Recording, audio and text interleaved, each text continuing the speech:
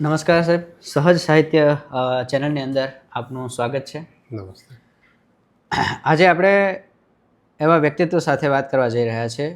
આમ તો વિજ્ઞાનમાં જેમને રસ છે એવા તમામ વાચકો જેમને ગુજરાત સમાચાર સાથે ગુજરાત સમાચારની અંદર આવતા વિજ્ઞાનના લેખો સાથે ક્યારેય વાંચનનો અનુભવ હશે એમને ખ્યાલ હશે કે એક નામ છે KR ચૌધરી.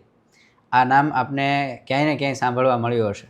આપ લેખો વાંચતા હશો અને એમના ફેન હશો એ તો અલગ વાત છે, પણ આ એક નામે લગભગ ઘણી બધી પેઢીઓને વિજ્ઞાનથી વાકેફ કર્યા છે, વિજ્ઞાન વિશે ઘણી બધી બાબતો આપણા સુધી પહોંચાડી છે અને વિજ્ઞાનના સત્યોને અને અવનવી શોધોથી આપણને અવગત કર્યા છે. તો KR ચૌધરી સાહેબ, અમારી સહજ સાહિત્ય ચેનલમાં આપનું સ્વાગત છે. નમસ્તે. સાહેબ, સૌ પ્રથમ તો પ્રશ્ન એ થાય કે કેટલો સમયગાળો થયો આપને આ વિજ્ઞાનના લેખો લખતા? આમ જોવા જાય તો લગભગ 3 દાયકા જેવો થઈ ગયો. 1996માં અમે લખવાનું ચાલુ કર્યું હતું. બરાબર. અને એ ટાઈમે આપણા જાણીતા લેખક અને મોટિવેશનલ સ્પીકર જય વસાવડાજી, અમે બે લગભગ એક જ સમયગાળામાં લખવાનું ચાલુ કર્યું. અને અમે લખતા હતા એ પહેલાં અમે ચર્ચાપત્રો લખતા હતા. એમાં અભિયાન મેગેઝિનની અંદર એક સ્પર્ધામાં અમારી મુલાકાત બી થઈ અને એણે અમને બૂસ્ટ કર્યા લખવા માટે. અને ત્યારે મારી પાસે એક મોટો પ્રશ્ન હતો કે કયા ક્ષેત્રમાં લખવું જોઈએ.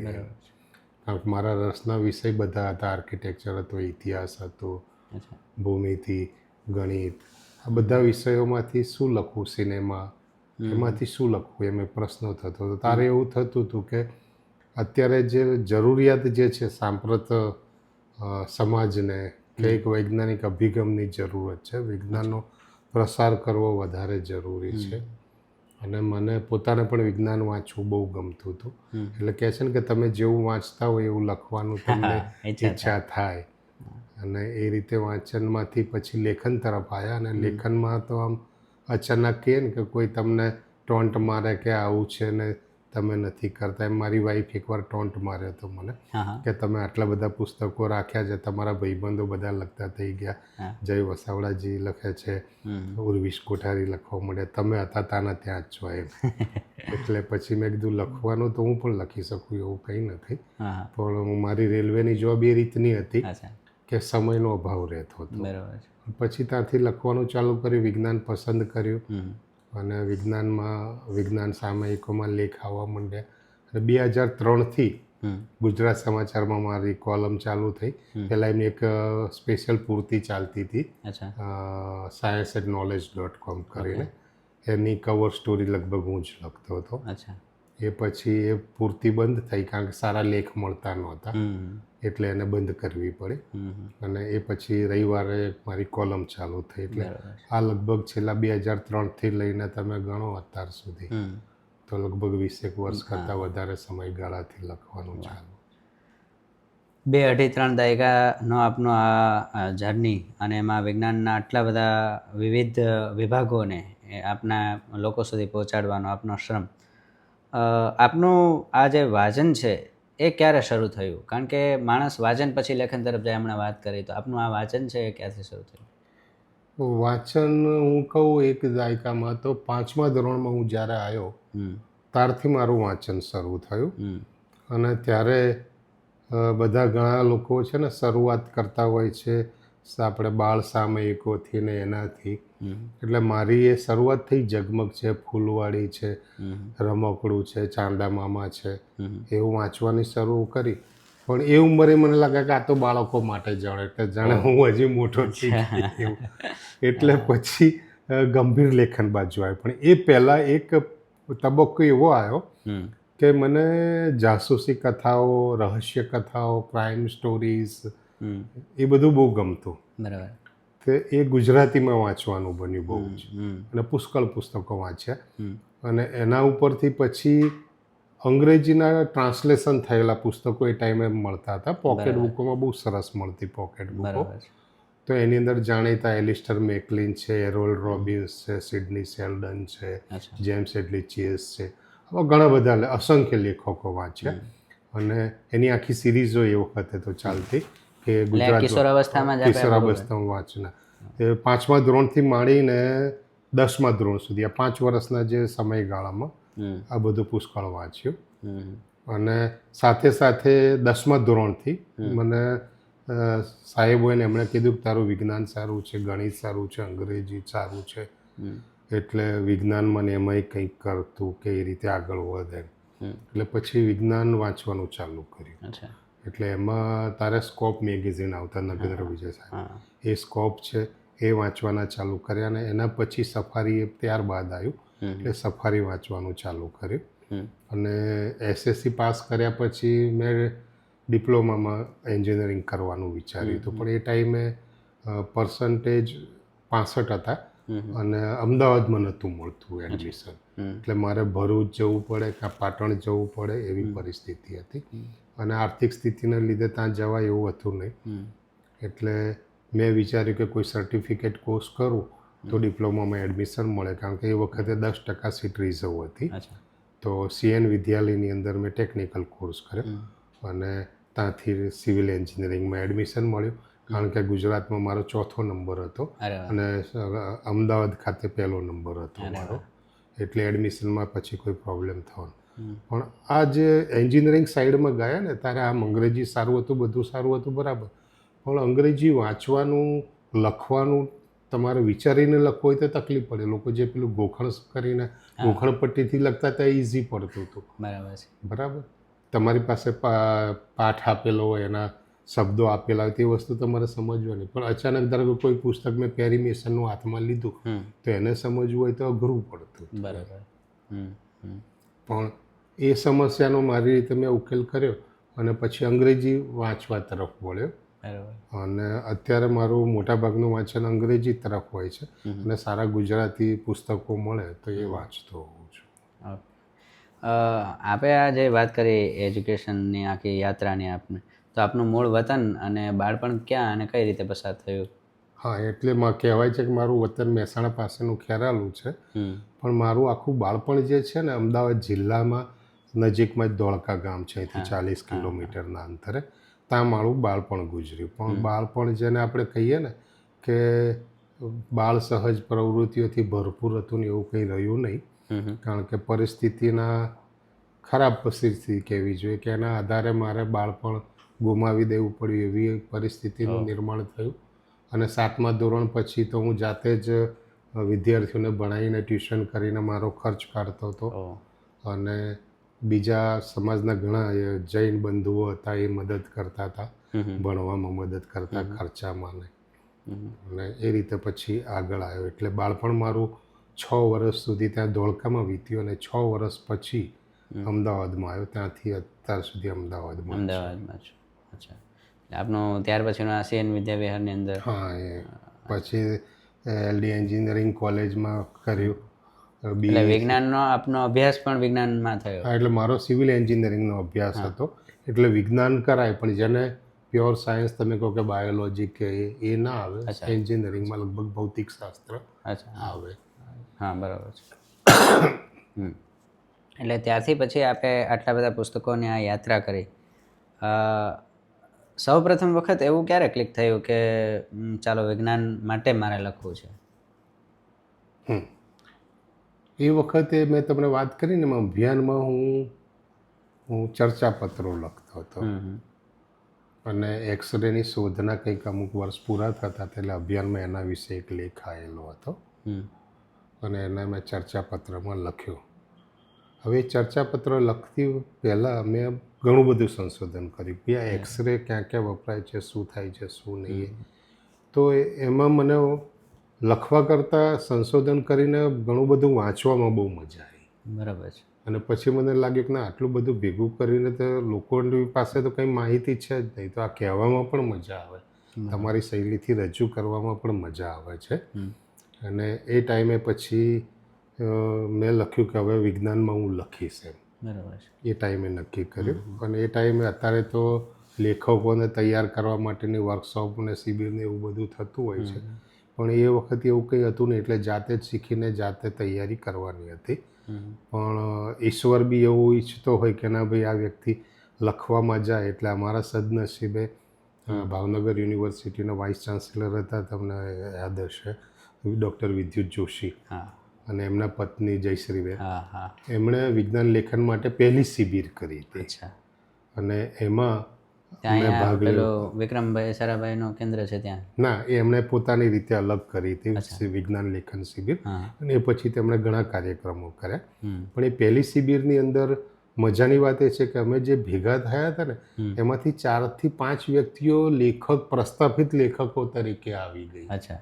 હા, એમાં ધનંજય રાવલને તમે હા. જુઓ છો, વિજ્ઞાન લેખન કરે છે, એ પણ એમાં હતા.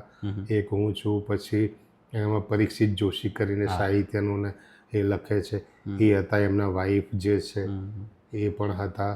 બીજા 1-2 ભાઈ હતા. આ રીતે લગભગ 4 થી 5 લેખકો એમાં પેદા થયા. અને એ વખતે અમને પ્રાથમિક જ્ઞાન મળ્યું કે તમારે વિજ્ઞાન કઈ રીતે લખાય. બરોબર છે, બરોબર. એ 97-98ની આસપાસ હતું. અને વિજ્ઞાનમાં પછી મને વધારે રસ પડ્યો એટલે પછી 2000ની સાલની અંદર પૂનાની અંદર એક સરસ મજાનું સંગઠન ભારતનું આખું મોટું થયું. બરાબર. એમાં આપણા હમણાં જયંત નાર્લીકર જે ગુજરી ગયા, એમણે અને મરાઠી વિજ્ઞાન પરિષદે ચાલુ કર્યું હતું કે national conference for science communicator કરીને એક સંસ્થા બનાવી, અને એનું પહેલું અધિવેશન ત્યાં પૂનામાં હતું. એટલે ત્યાંથી પછી બહુ સારી અમને ગાઈડલાઈન બી મળી, અને માર્ગ વધારે ક્લિયર થઈ ગયો. અમારું આમ વિઝન સ્પષ્ટ થઈ ગયું કે અમારે શું કરવાનું. પહેલાં જે લખવાનું જ હતું એ ધ્યેય ના રહ્યો. પછી બ્રોડ વિઝનમાં અમે, ત્યારે કલામ સાહેબ બી હતા, ઘણા બધા વૈજ્ઞાનિકો સાથે મળવાનું થયું, ચર્ચા કરો. પ્રોફેસર યશપાલજી હતા, પછી મેં કીધું એમ જયંત નાર્લીકર સર હતા, ટી પદ્મનાભન કરીને ભૌતિક શાસ્ત્રના બહુ મોટા વૈજ્ઞાનિક છે એ છે, પછી વસંત ગોવારીકરજી છે, જે.એન. રાવલ સાહેબ છે, ઘણા બધા, અને અસંખ્ય ઇન્ટરનેશનલ લેવલના સાયન્ટિસ્ટ ત્યાં આવતા હતા. એટલે એ બધાને મળવાનું થયું. થોડું વિઝન વધ્યું, અને એમણે તો કીધું કે આપણે આ રીતે પૈસાનો કે એનું મૂળ રાખ્યા વગર લોકો સુધી વિજ્ઞાન પહોંચે એ રીતે પ્રયત્નશીલ બનવું જોઈએ. એટલે લેખનમાં આ રીતે થયું. આપે વાંચનની ઘણી બધી વાત કરી કે આપ 5 થી 10 વર્ષ સુધીમાં આપે આટલું બધું વાંચન કર્યું, અને ત્યાર પછી અંગ્રેજી સાહિત્ય તરફ આપ વળ્યા. હવે આપના પરિચયમાં વાંચતા મને એક વસ્તુનો બહુ આનંદ થાય છે કે આપની ડિજિટલ લાઇબ્રેરીમાં 4 લાખ જેટલા પુસ્તકો છે વિજ્ઞાનને લગતા. ના, દરેક વિષયને લગતા ટોટલ 4 લાખ જેટલા ડિજિટલ પુસ્તકો આપની પાસે છે. એટલે એ એક જબરજસ્ત ઉપલબ્ધિ કહી શકાય એક લેખક તરીકે. કલેક્શન કરવા લગભગ 1990થી જ્યારે ઇન્ટરનેટ ચાલુ થયું ને, 92ની આસપાસ લોકપ્રિય થયું, 95માં વધારે થયું, એટલે ત્યારથી કલેક્ટ કરવાનું શરૂ કર્યું હતું. અને આજે લગભગ હું કોમ્પ્યુટર ઉપર બેસું ત્યારે દરરોજના 20-25 પુસ્તકો તો મને ગમતા હું ડાઉનલોડ કરતો જ. પ્રક્રિયા ચાલુ જ છે. અને પેલું કહે છે ને કે ગમતાનો કરીએ ગુલાલ, એમ. એટલે જેમને જરૂર હોય એમને પહોંચાડતો રહું છું. GTPLના છે આપણે એડિટર દેવાંગભાઈ ભટ્ટ, એમને ઇન્ટરવ્યૂના પુસ્તકો માગે તો એમને એ આપીએ. પછી અજય ઉમટ સાહેબ છે, એમને મીડિયાના જોઈતા હોય તો એને પહોંચાડીએ. એટલે લોકો સંપર્ક કરે કે ભાઈ તમારે આ રીતના પુસ્તકો છે, તમારી પાસે છે. એટલે મારી પાસે લગભગ 80% ખજાનામાં તો હોય, જે માગે ને કે ભાઈ આ પુસ્તક, તો એ હોય જ. બરાબર છે.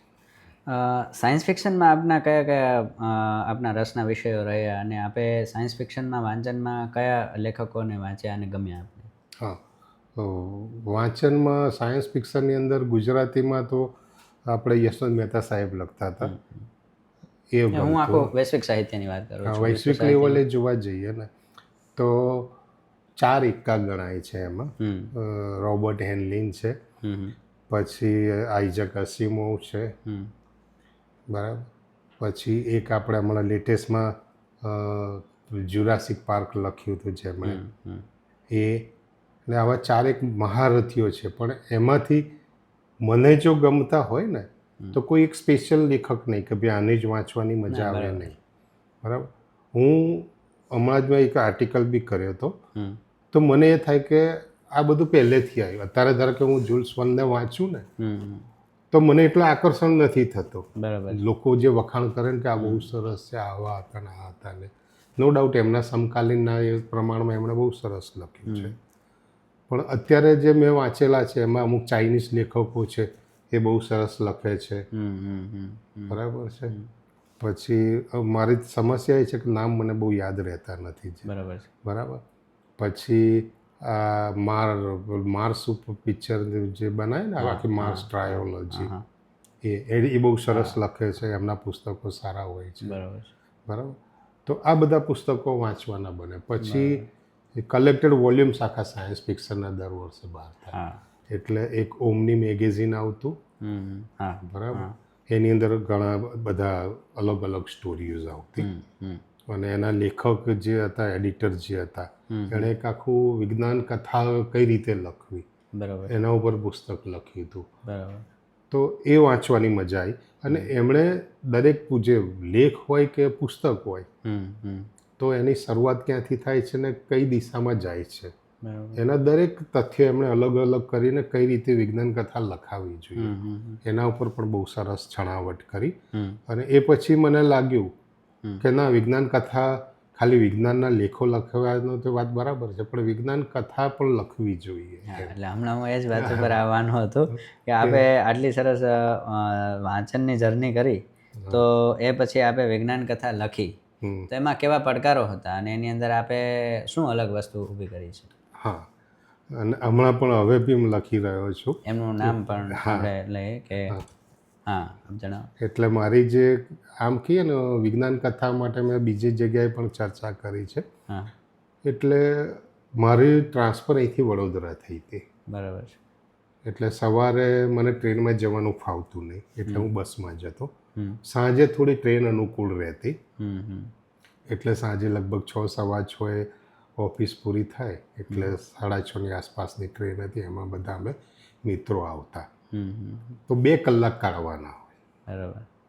તો એ 2 કલાક કઈ રીતે પસાર કરવા? એટલે મિત્રો કે સાહેબ કંઈક સારી વાત કરો, આ કરો તે કરો, તો એમને હું વિજ્ઞાન વાર્તા કહેતો, લખતો નહીં, કહેતો. અચ્છા, તમારી જ બનાવેલી? મારી બનાવેલી વિજ્ઞાન વાર્તાઓ એમને કહેતો. મનમાં પ્લોટ હોય એ પ્રમાણે એમને કહેતો. તો આવી અસંખ્ય વાર્તાઓ મેં એમને કીધી. બરાબર. પછી એક વાર્તા, અમરેલીની વાર્તા સ્પર્ધા આવી હતી ડૉક્ટર પંડ્યાની.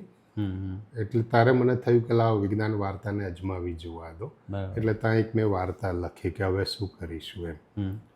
તો એ વાર્તાને એ સ્પર્ધામાં 3જું ઇનામ પ્રાપ્ત થયું.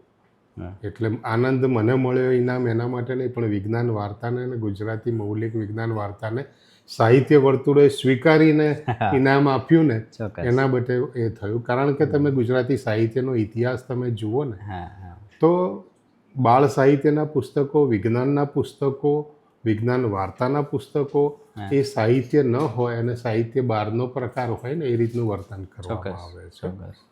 એટલે અચ્છા, એટલે આપણે જે હમણાં રિસેન્ટલી નવલકથા લખી એના વિશે પણ થોડીક વાત કરો. હા, એટલે હમણાં વાર્તાઓ જ લખું છું, ટૂંકી વાર્તાઓ લખું છું. 2 નવલકથાઓના પ્લોટ તૈયાર છે. એક નવલકથાની શરૂઆત કરી દીધેલી છે પણ અધૂરું પડ્યું છે. પણ આ રીતે જે એટલે અત્યારની જે આપણી સમસ્યાઓ જે હોય છે એને આધારિત વાર્તાઓ લખી હોય છે કે અત્યારે એઆઈ આવવાનું છે, લોકોમાં એક માહોલ છે કે એઆઈ આવશે તો શું થશે. તો મેં એવા આજથી 2045ની અંદર, આપણે અત્યારે 2025માં છીએ, તો 2 દાયકા પછીની કેવી દુનિયા હશે એના ઉપર કલ્પના કરીને એક વાર્તા લખેલી છે અત્યારે. એટલે મમતા માસિકની વાર્તા સ્પર્ધા થવાની છે, એમાં વિચારું છું કે એમાં મોકલીશ એ રીતની છે. પણ આ સાંપ્રત સમસ્યાઓને લઈને એ રીતની વાર્તાઓ લખી હોય છે. અચ્છા, આજે શિક્ષણ તરફ આપણી વાત લઈ જાઉં તો આજે થાય છે કેવું કે શિક્ષણમાં વિજ્ઞાન આવી ગયું છે, વિજ્ઞાન તરફ જબરજસ્ત જોબ છે, બધાને એન્જિનિયર અને ડૉક્ટરે લાઈન લેવા માટેની પડાપડી છે અને સાયન્સ સ્કૂલોમાં એડમિશનની પડાપડી છે. એની વચ્ચે વિજ્ઞાનની સમજ ઊભી થાય છે કે કેમ, એવું લાગે છે આપને? એક વસ્તુ બની છે, હું શાળા કોલેજોમાં પણ એ જતો હોય છું, વ્યાખ્યાન આપવા જતો હોય, વર્કશોપ આપવા જતો હોય છે, ત્યારે એક વસ્તુ જોવા મળી છે કે લોકોને એન્જિનિયરિંગ તરફ, આઈઆઈટી તરફ એનો ઝોક વધ્યો છે. પણ જેને આપણે પ્યોર સાયન્સ કહીએ કે જેમ કે બાયોલોજી છે કે ફિઝિક્સ છે, બરાબર, કે કેમેસ્ટ્રી છે, એ ભણવા જનારાની સંખ્યાઓ ઘટી રહી છે. અચ્છા. 12મા પછી બધા કેરિયર પસંદ કરીને કોમ્પ્યુટર સાયન્સ છે, સાયન્સ પછી આઈટી છે, એ બધા ફિલ્ડમાં, એઆઈ ફિલ્ડમાં છે કે એ બાજુ જવા માટે વધારે જ. પણ આજે એમાં મૂળ સંશોધનની જરૂર છે કે કોઈ સારા વૈજ્ઞાનિક પેદા કરવા જોઈએ આપણે, કે કોઈ સારા ડૉક્ટર પેદા કરવા જોઈએ. સંશોધનાત્મક. હા, તો સંશોધન ક્ષેત્રમાં જવું હોય તો આ ફિલ્ડમાં વધારે જવાની જરૂર છે. ત્યાં વિદ્યાર્થીઓ ઓછા થઈ રહ્યા છે. બરાબર. અને સૌથી મોટી વાત એ છે કે ગામડાઓમાં પણ હું જઉં છું, ત્યાં આગળ વિદ્યાર્થીને પરાણે ખેંચી લાવવા હોય ને એવી હાલત થાય છે. હા. કારણ કે કોલેજમાં વિદ્યાર્થીઓ આવતા જ નથી. બરાબર. આવે છે તો ક્લાસરૂમમાં બેસતા નથી, એવી પરિસ્થિતિ પેદા થઈ છે. એટલે આપણે જેમ કહીએ ને કે એક સગવડીયો ધર્મ પેદા થયો છે, એવી વિજ્ઞાનની પણ લોકોમાં સગવડીવાળી સંસ્કૃતિ આવી છે ને એવું શિક્ષણ આવ્યું છે કે આજના જે માહોલમાં જે આપણી પાસે મોબાઈલ આ તે એના દ્વારા જેટલું શિક્ષણ આવે છે, જે વૈજ્ઞાનની પદ્ધતિઓ સમજાવવામાં આવે છે, કે જે અભિગમ રાખવામાં આવે છે, એ રજૂ થાય છે. એ એસેપ્ટ કરે છે કે આવું હોવું જોઈએ. પણ સાથે સાથે અંધશ્રદ્ધાને લગતી, બરાબર છે, જૂની માન્યતાઓને લગતી એ પણ વાત એટલી જ જાતે થતી હોય છે. બરાબર છે. એટલે એક બાજુ આપણે કહેતા હોય છે ને કે નાર્લિકર સાહેબે જ કીધું હતું કે વિજ્ઞાન કોલેજનું ધારો કે મુહૂર્ત હોય ને તો ચોઘડિયા જોવામાં આવે કે ભાઈ એનો પાયો કે ભૂમિપૂજન ક્યારે કરવામાં આવશે. બરાબર છે. ને એમાં હું માનું છું ખોટું પણ નથી. કારણ કે ભારતની જે સંસ્કૃતિ જે પ્રમાણે ચાલી આવી છે, તમે જ્યોતિષને ધારો કે આજે એક શાસ્ત્ર તરીકે ના માનો છો, વાંધો નથી, બરાબર છે. પણ આખા વિશ્વની અંદર એવી જ પહેલી સંસ્કૃતિ હતી કે જે સૂર્યગ્રહણ ક્યારે થશે એ નક્કી કરી શકતું, તેની આગાહી કરી શકતું હતું. બરાબર છે. ચંદ્રગ્રહણ ક્યારે થશે એની આગાહી કરી શકતું હતું.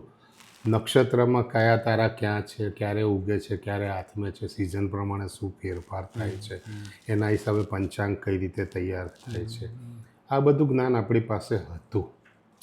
બરાબર છે. અને આપણે જે કેલેન્ડર બનાવ્યા છે ને, એ કેલેન્ડરમાં આપણે ફેરફાર કરવાની જરૂર નથી પડતી. સાચી વાત. બરાબર છે. એની સામે જે લોકો વેસ્ટર્ન કલ્ચરને કહે છે ને કે આ સારું છે ને એના માટે જ આપણે ઉદાહરણ આપીએ કે ભાઈ સપ્ટેમ્બર મંથ લઈએ, 10મો આવે છે, બરાબર. પણ અંગ્રેજી જે પ્રિફિક્સ પ્રમાણે સેપ્ટા તમે લો તો એ 7મો મહિનો થાય. બરાબર છે. તો એ પ્રમાણે નવેમ્બર તો 9મો મહિનો થાય, તો 11મો કેમ છે? ડિસેમ્બર એટલે ડેકા ઉપરથી ડિસેમ્બર કીધું તો એ 10મો મહિનો બનવો જોઈએ, એ 12મો થાય છે. તો એમને કેલેન્ડરમાં એમને ફેરફાર કરવા પડ્યા છે. બરાબર છે. આપણી જે પદ્ધતિ એવી છે વર્ષોથી ચાલી આવે છે ને એ જ પદ્ધતિમાં ફેરફાર વગર કે સુધારા કર્યા વગર આપણે એના એ કરી શકીએ છીએ. અને આપણે આપણી બનેલી ઘટનાઓને જોવા માટે આપણી પાસે કયું નક્ષત્ર ચાલતું હતું, ક્યારે શું હતું, કયું મુહૂર્ત હતું, એ બધા આપણા શાસ્ત્રમાં લખેલા. એના ઉપરથી તમે આજે વૈજ્ઞાનિક પદ્ધતિના સોફ્ટવેરમાં નાખો તો એ તમને બતાવે છે કે ભાઈ આવી ગ્રહોની પોઝિશન આટલા વર્ષો પહેલાં આ જગ્યાએ થઈ હોઈ શકે. તો એના ઉપરથી તમે કાળગણના કરી શકો છો. આ વસ્તુ એમાં આવે છે. અને એક બીજી નાની વાત મારે એ કહેવી છે કે વિજ્ઞાનની અંદર એવું કહેવાય છે કે ભાઈ necessity is the mother of invention. માણસની જરૂરિયાત જે છે ને એ શોધ પેદા કરે છે. એનો અર્થ એ થયો કે જે વસ્તુની તમારે જરૂર નથી એ વસ્તુ વિશે તમે વિચારવાનું બંધ જ કરી દો. આધુનિક પહેલાંની વાત કરીએ આપણે કે ભાઈ માણસે કપડાં ધોવાનો ધોકો શોધ્યો, તેના માટે ઉદ્દેશ હતો કે ભાઈ કપડાં ધોવા માટે મારે એની જરૂર પડશે, એટલે જે વસ્તુની જરૂર નથી પડવાની એની શોધ કરવાની જરૂર નથી પડતી.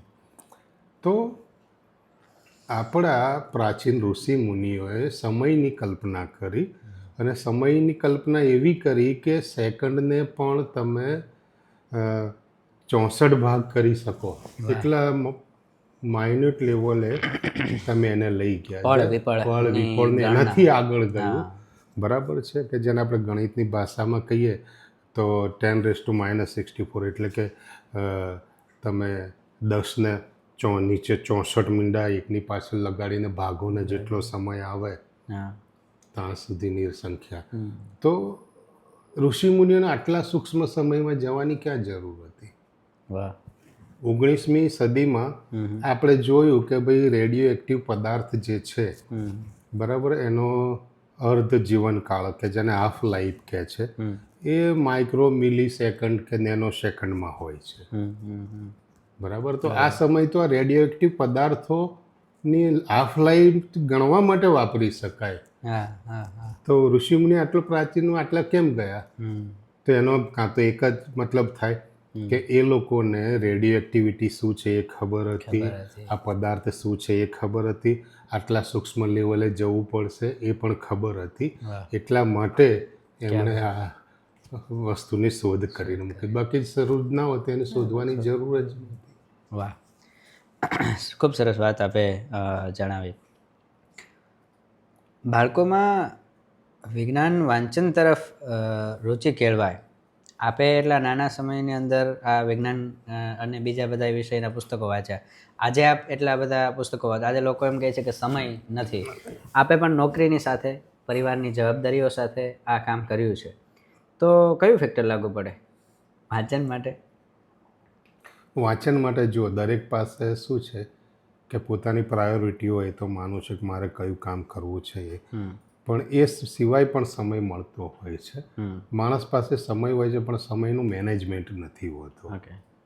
બરાબર, એ તમે તમારા જીવનમાં ધારો કે તમારા દિવસના એક આખી દિનચર્યામાં તમે વિચારો કે તમે આખો દિવસ કઈ રીતે પસાર કરો છો, એકવાર એનું અવલોકન કરો અને પછી તમે જુઓ કે જે પ્રોડક્ટિવ ટાઈમ કે જે ખરેખર તમે ઉપયોગી કામમાં આપતા હોય એટલો સમય કેટલો છે, ફાલતુ કામમાં તમારો કેટલો સમય જાય છે, એ બધું જુઓ અને ટાઈમ મેનેજમેન્ટ કરો તો વાંચવા માટે માણસને સમય તો મળી જ રહે છે. ચોક્કસ. બરાબર, અને ટેકનોલોજી ધારો કે હવે તમને પુસ્તક પકડવાનો કંટાળો આવે છે તો મોબાઈલની અંદર તમે સ્ક્રીન ઉપર જોઈને વાંચી શકો છો. બરાબર, થોથું ધારો કે મહાભારત છે વજનદાર છે, તમારે નથી પકડાતું 2-2.5 કિલોનું, તો 200 ગ્રામના મોબાઈલમાં તો તમે વાંચી શકો, એ ઉપલબ્ધ થઈ ગઈ છે. એને તમે, મારા દીકરા છે એમને વાંચવાનું નથી ગમતું, તે લોકો ઓડિયો બુક વાંચે છે. બરાબર, એ રીતે ટેકનોલોજી સાથે વાંચનના માધ્યમો પણ બદલાય. અને તમે તો એમ કહો છો મને તો સમયનો થોડો અભાવ થાય એટલે હવે એઆઈ આવી છે તો મેં શું કર્યું, મેં મારી રીતે પ્રોમ્પ્ટ કર્યા છે તો એઆઈ વાંચે છે. એક ચેપ્ટર આપું એટલે આખું વાંચી લે ને એનો સારાંશ મને કહી દે કે આમાંથી મહત્વના મુદ્દા આ છે અને આ ચેપ્ટરમાં આપેલું છે, આ કહેવા માગે છે. બરાબર છે, તો જે ચેપ્ટર વાંચતા મને 10 મિનિટ થાય એ 1 મિનિટમાં એ મને કહી દે છે ને એનું આપેલું આઉટપુટ છે હું 3 મિનિટમાં વાંચી લઉં તો આખા પુસ્તકનો સારાંશ 3 મિનિટમાં મળી જાય છે. બરાબર, તો 1 કલાકમાં મારે પુસ્તક પૂરું કરવું હોય તો થઈ જાય છે. એટલે ટેકનોલોજીનો કઈ રીતે તમે ઉપયોગ કરો છો. વિજ્ઞાનના આટલા લેખો અને વિજ્ઞાનની એટલે લેખો લખવાની જર્ની, એટલા પુસ્તકો વાંચવાની જર્ની જીવનની કઈ ફિલોસોફી આપે છે? 20 વર્ષ 2-2.5 દાયકાનું આપનું લેખન કાર્ય અને સાથે સાથે વાંચન કાર્ય આપને આજે સંઘર્ષભર્યા જીવનમાંથી પસાર થતાં થતાં આજે તમે એક એસ્ટાબ્લિશ રાઇટર અને સાયન્સ ફિક્શનની વાત કરવામાં આવશે તો કે.આર. ચૌધરીને યાદ કરવામાં આવશે જ ગુજરાતી સાહિત્યમાં અને ગુજરાતી લેખનમાં. તો એમને પોતાના જીવનમાં શું ફલશ્રુતિ મેળવી આ વિજ્ઞાનમાંથી? બહુ સરસ સવાલ છે કે જેમ સમય બદલાતો જાય છે ને એમ આપણે પ્રાચીન કાળમાં જોઈએ તો આદિમાનવે અગ્નિની શોધ કરી, પૈડાની શોધ કરી, તો એનાથી ખુશ થયો. 17મી 18મી 15મી સદીમાં આવ્યા તો અક્ષરો અને પ્રિન્ટિંગની શોધ થઈ તો આપણને લાગ્યું કે ના બહુ સરસ થઈ ગયું. બરાબર છે. એ પછીની સદી આવી, ઔદ્યોગિક ક્રાંતિ જોઈ, તેમાં ઘણી બધી શોધો થઈ તો લોકોને હવે પછી એવું લાગતું હતું કે હવે કંઈ શોધવાનું બાકી રહેતું જ નથી. બરાબર છે. 19મી સદીની શરૂઆતમાં ભૌતિકશાસ્ત્રીએ જોયું કે આપણને જે નરી આંખે દેખાય છે એનાથી એ સૂક્ષ્મ લેવલે પરમાણુને એ કામ કરે છે.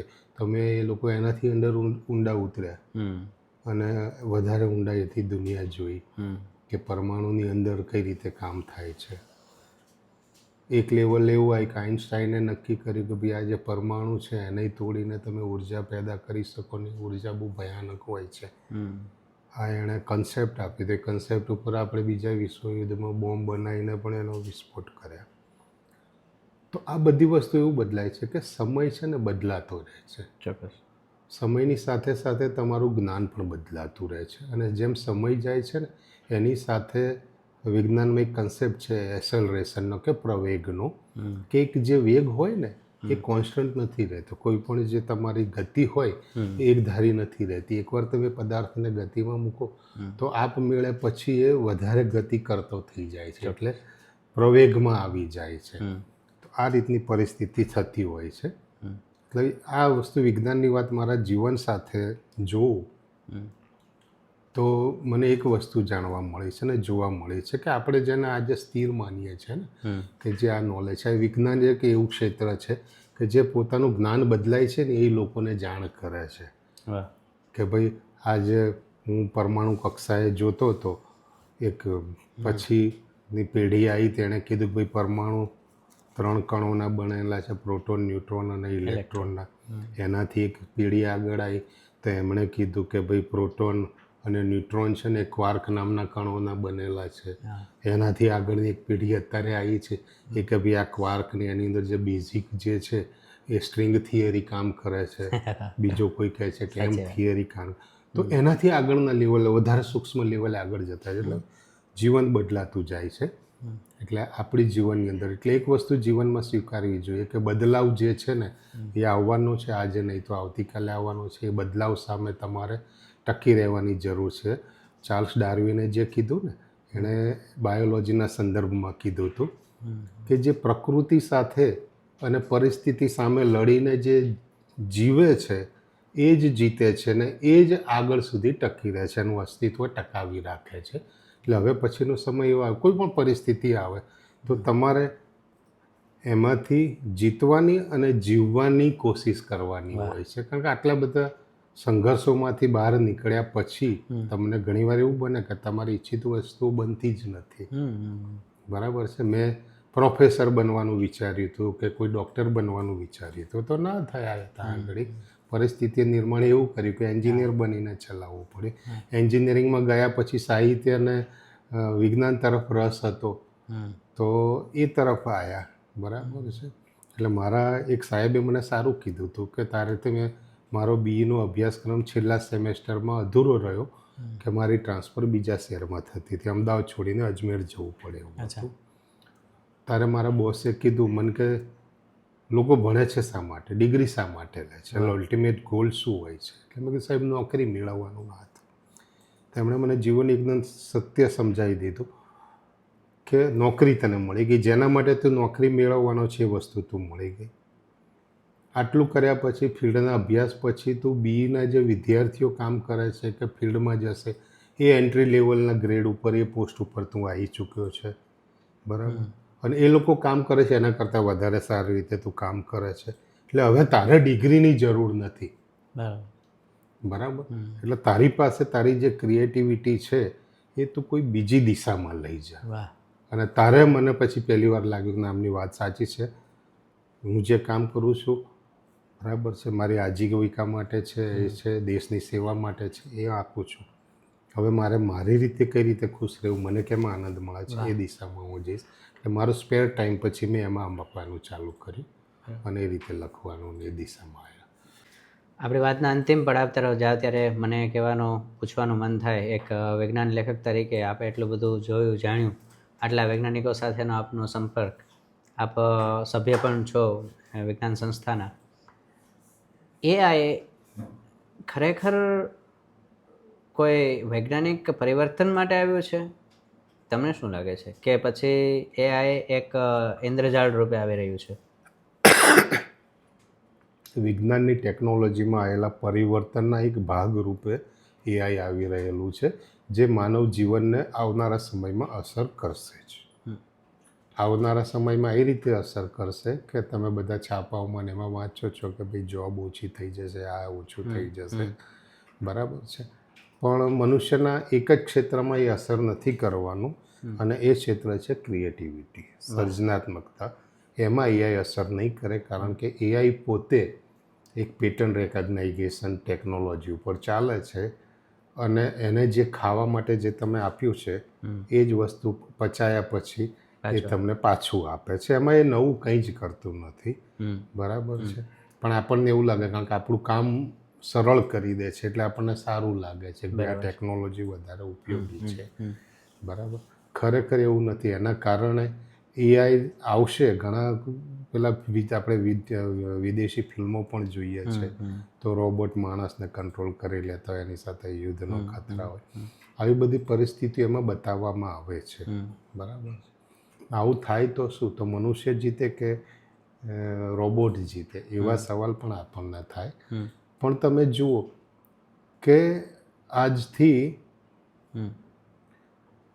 60,000 વર્ષ પહેલાં ઉત્ક્રાંતિમાં આપણે પાછા જઈએ ત્યાંથી પૃથ્વી ઉપર 10થી 12 વાર પ્રલય આવી ચૂક્યા છે. બરાબર. 80% જીવસૃષ્ટિ નાશ પામી છે. ખરાબ પરિસ્થિતિ પેદા થઈ છે. તો પણ પાછી પૃથ્વી નવપલ્લવિત થતી રહી છે અને આગળ વધતી રહી છે. એટલે મનુષ્ય સામે પડકારો તો આવશે, પણ એ પડકારોમાંથી છેવટે જીતશે તો મનુષ્ય જ. બરાબર. કારણ કે એની પાસે ખાલી પેટર્ન રેકગ્નાઇઝ નથી કરવાનું. એની પાસે બ્રહ્માંડની અંદર જેટલા તારાઓને જે આપેલા છે ને એટલા ન્યુરોન્સ એના દિમાગમાં આપેલા છે. બરાબર. કે એમાંથી કંઈક નવું વિચારી શકશે. આજે આપણે આવું વિચારીએ છીએ તો ઉત્ક્રાંતિમાં મેન્ડેલને એમણે જે કીધું વારસાગત લક્ષણો ઉતરે છે તો હવે પછીના પેઢીમાં એવા ટેકનોલોજીકલ સુધારાના હિસાબ જે મગજમાં જે સુધારા થયા, ફાસ્ટ કનેક્શન, એ તમે બી જોયું હશે કે ગામડામાં પહેલાં જે નાનું બાળક હતું એવું કહેવાતું કે 6 વર્ષ સુધી કોઈની સામે આંખ નહોતું મિલાવતું, કોઈની સામે જોઈને હસતું નહોતું. એ વસ્તુ હવે તમે જ્યારે હોસ્પિટલમાં જાઓ તો અઠવાડિયા 10 દિવસમાં તમારો ચહેરો ઓળખતું થઈ જાય છે. તો આ જે પર્યાવરણમાં જીવે છે એ પર્યાવરણમાં કઈ રીતે ટકવાનું એ પણ શીખી જશે. અને આ જે સાયકોલોજીકલ પેટર્ન્સ છે, આપણે ખાલી જીવનની વાત કરીએ નહીં, મગજની માનસિકની વાત થઈએ, એ માનસિક લક્ષણો ક્યાંક ને ક્યાંક તો વારસાગત રીતે મનુષ્યમાં ઉતરવાના છે. એટલે બૌદ્ધિક ક્ષમતા પણ વધારે ઉચ્ચ કક્ષાની આગળની પેઢીઓમાં આવવાની છે કે જે આગળનો સમય જીતી શકશે. વાહ વાહ. અને સાયન્સ ફિક્શનનું લેખન કરવું હોય તો આપની દ્રષ્ટિએ કયા કયા પુસ્તકો અથવા તો કઈ કઈ રીતે પસાર થવું જોઈએ એનું બ્રીફિંગ માત્ર આપો, કારણ કે આ તો બહુ મોટો વિષય છે, એક વર્કશોપનો વિષય છે. પણ આપને કયા રસ્તાઓ મળ્યા કે જેથી કરીને આપ સાયન્સ ફિક્શન રાઇટર તરફ ગતિ કરી શક્યા? એટલે સાયન્સ ફિક્શન રાઇટરમાં તો એવું છે કે 30 વર્ષનું જે વિજ્ઞાન ખેડાણ કર્યું ને એના બેઝિક કન્સેપ્ટ છે, વિજ્ઞાનને એકબીજા સાથેના જોડાણો છે, એ હું સારી રીતે સમજી શક્યો, એટલે સારી રીતે લખી શકું છું. પણ ધારો કે કોઈ નવા લેખકને વિજ્ઞાન કથાઓ લખવી હોય તો એણે શું ધ્યાન રાખવું જોઈએ? તો વિજ્ઞાન કથા પહેલાં તો અત્યાર સુધીની આપણે જે નવલકથા કે સાહિત્યની વાત કરીએ ને તો આપણા ભૂતકાળના અનુભવોમાંથી આવતી હોય છે. મોટાભાગની વિજ્ઞાન કથાઓ છે ને ભવિષ્યને ધ્યાનમાં રાખીને લખાય છે, જ્યારે સાહિત્ય ભૂતકાળને અને વર્તમાનને ધ્યાનમાં રાખીને લખાય છે. એટલે આ પાયાનો ભેદ આ છે. હવે ભવિષ્યને તમે ધ્યાનમાં રાખીને લખતા હોય એટલે તમને પૂરી છૂટ મળે છે કે તમે કોઈ પણ કલ્પના કરી શકો, કારણ કે એ ઘટનાથી બની જ નથી, એટલે તમે એનું આલેખન કરી શકો. પરંતુ એ વખતે ધ્યાન એ રાખવાનું હોય છે કે તમે જે લખી રહ્યા છો એમાં અમુક પાયાના નિયમો હોય છે, એ એમાં જળવાય છે કે નહીં. વિજ્ઞાનની વાત આવે તો તમે જે વિજ્ઞાનની વાત કરો છો એ હાલની થિયરી છે એની સાથે ક્યાંક ને ક્યાંક બંધ બેસે છે કે નહીં, તો તમે એ કન્સેપ્ટમાં આગળ થઈ શકો. ઘણીવાર એવું બને કે જૂના કન્સેપ્ટ આખા તોડીને નવા કન્સેપ્ટ આવતા હોય છે, પણ જેને બ્રેક થ્રુ કહે છે સાયન્સની ભાષામાં, પણ એવું બહુ ઓછું બનતું તમને જોવા મળે છે. એટલે વિજ્ઞાન લેખન કરતી વખતે તમારે જે લખવું છે એની આસપાસનું વિજ્ઞાન તમારે જોવું પડે. હવે ધારો કે એક ઉદાહરણ તરીકે હું તમને આપું, બરાબર, કે હું એમ કહું કે ભાઈ ચંદ્ર ઉપર માનવી ચાલતો હતો, બરાબર, તો એ પ્રક્રિયાને આપણે પૃથ્વીના સંદર્ભમાં જઈએ તો અહીં આગળ મનુષ્ય ચાલતો હોય એ લાગે તમને, પણ ચંદ્ર ઉપર માણસ ચાલતો નહીં, કૂદતો લાગે. તો હોય કારણ કે તાનું ગુરુત્વાકર્ષણ ખ્યાલ હોવો ઓછું. જોઈએ કે હા, ગુરુત્વાકર્ષણ ત્યાં ઓછું છે. ત્યાં ઓછું છે કે વધુ છે. એટલે આવી અમુક પરિસ્થિતિઓને ધ્યાનમાં રાખીને તમારે એને લખવાનું. ટેકનોલોજીમાં પણ તમારે એ રીતનું ધ્યાનમાં રાખીને લખવું પડે. પણ આ વિજ્ઞાન કથાની મેં વાત કરી હતી ને, ઓમનીના એડિટરે કીધું હતું કે આ એક જ ક્ષેત્ર એવું છે કે જેની અંદર તમે છે ને બધી કલ્પનાઓને છૂટો દોર આપી શકો છો. તમે અહીં વાદળી કલરના માણસની કલ્પના કરી શકો છો, લીલા કલરના માણસની કલ્પના કરી શકો છો, 5 આંખોવાળા માણસની કલ્પના કરી શકો છો, બરાબર, અને 10 હાથવાળા માણસની કલ્પના કરી શકો છો. કલ્પના કરી શકો છો, પણ આ કલ્પનાના ઉપયોગ શું? વાહ. 10 હાથ આપો છો તેને 10 હાથની શા માટે જરૂર પડી, એ તમારી વિજ્ઞાન વાર્તામાં આવતું હોય તો એ યોગ્ય ગણાય. પણ એ પછી એ વિજ્ઞાન વાર્તામાં તમારા 2 જ હાથ કામ કરતા હોય, 8 હાથ શોકના બતાવવાના હોય તો એ ના યોગ્ય લાગે. એટલે આ અમુક ધ્યાનમાં રાખીને વિજ્ઞાન કથાઓ લખવી જોઈએ. અને લખતા પહેલાં મેં કીધું એમ વાંચન તમારું આ ફિલ્ડનું હોય થોડું તો વધારે સારું રહે. વાહ. અને અંતિમ પ્રશ્ન કે આપને ગમતા કોઈ પણ વિષયના કે કોઈ પણ ભાષાના આપને ગમતા 5 પુસ્તકો વિશે આપ ખાલી નામ આપીને વાત કરશો. પહેલું પુસ્તક તો સાપેક્ષતાવાદનું આપણે નગેન્દ્ર વિજય સાહેબે લખેલું છે એ છે. પછી રિચાર્ડ ડોકિન્સના પુસ્તકો જે હોય છે, બરાબર છે, એ મને વધારે ગમે છે. પછી કાર્લ સગાનના કોસ્મોસ છે કે એ વધારે ગમે. એ પછી ખાસ આપણે એક વાત કરી હતી વિજ્ઞાન સાયન્સ કથા કે વિજ્ઞાન ફિક્શનની, આઇઝેક અસિમોવની.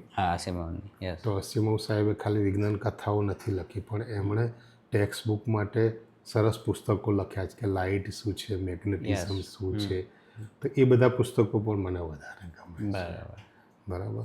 અને બાકી ચાર્લ્સ ડાર્વિનને એ બધા વાંચવામાં આવે એ ગમે. પણ આ રીતે, અને ખાસ સાહિત્યમાં જો વાત કરવી હોય તો ગુજરાતી સાહિત્યમાં મને બક્ષી વાંચવા વધારે ગમે.